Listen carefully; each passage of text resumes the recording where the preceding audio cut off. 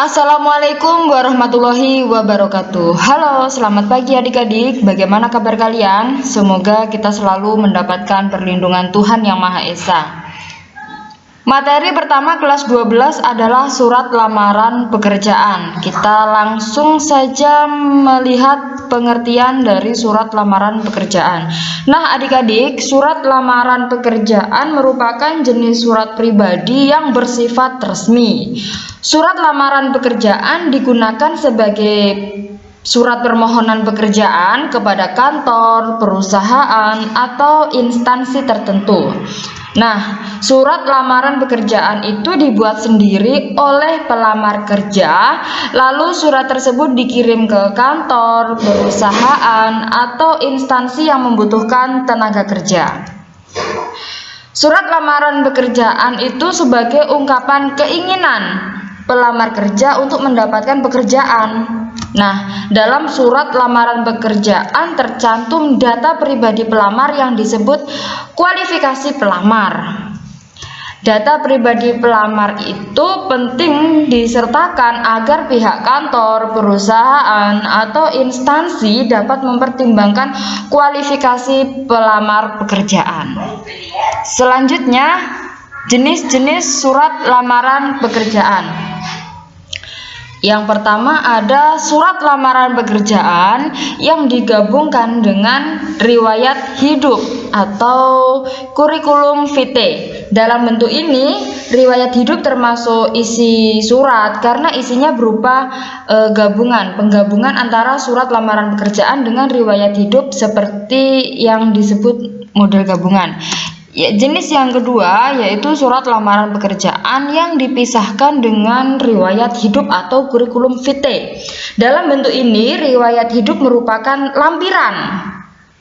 Pemisahan antara surat lamaran pekerjaan dengan riwayat hidup disebut model terpisah.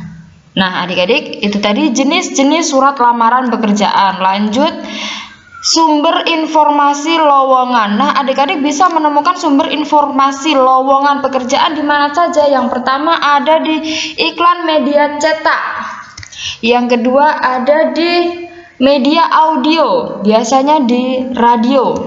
Yang ketiga, mendapatkan informasi dari media sosial, ada Facebook, Instagram, TikTok, dan lain sebagainya.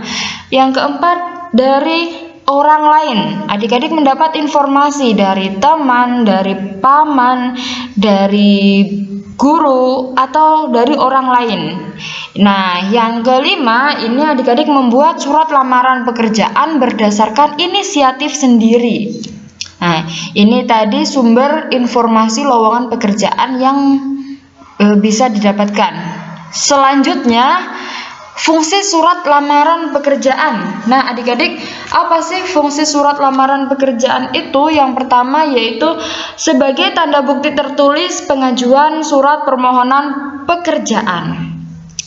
Melalui surat lamaran kerja, pelamar kerja menulis langsung identitas dan lampiran-lampiran berupa ijazah yang dilegalisasi sebagai bukti telah lulus sekolah, lampiran fotokopi KTP, lampiran pas foto, lampiran daftar riwayat hidup, dan sebagainya. Nah, selain itu, tanda tangan sebagai bentuk pertanggungjawaban penulis terhadap yang ditulisnya. Ini membuktikan bahwa pelamar pekerjaan benar-benar ingin bekerja di instansi atau perusahaan yang dituju. Surat ini juga memberikan bukti untuk pengesahan ketika pelamar pekerjaan memasukkan lamarannya, begitu. Jadi yang pertama sebagai tanda bukti tertulis. Fungsi yang kedua sebagai media komunikasi. Nah, media komunikasi antara pelamar kerja dengan instansi yang akan dilamar. Nah, dalam surat lamaran pekerjaan ini terdapat beberapa lampiran, misalkan fotokopi KTP, ijazah terakhir, dan pengalaman kerja. Nah, biasanya pelamar pekerja juga menyertakan nomor telepon yang bisa dihubungi. Nah, itu tadi. Dan yang ketiga sebagai Pertimbangan sebuah perusahaan atau instansi. Apakah pelamar kerja diterima? Apakah pelamar kerja ditolak? Nah, itu tadi fungsi surat lamaran pekerjaan. Nah, adik-adik, itu tadi pembahasan kita tentang pengertian jenis-jenis dan fungsi surat lamaran pekerjaan. Saya sangat berharap adik-adik bertanya tentang surat lamaran pekerjaan ini di kolom komentar.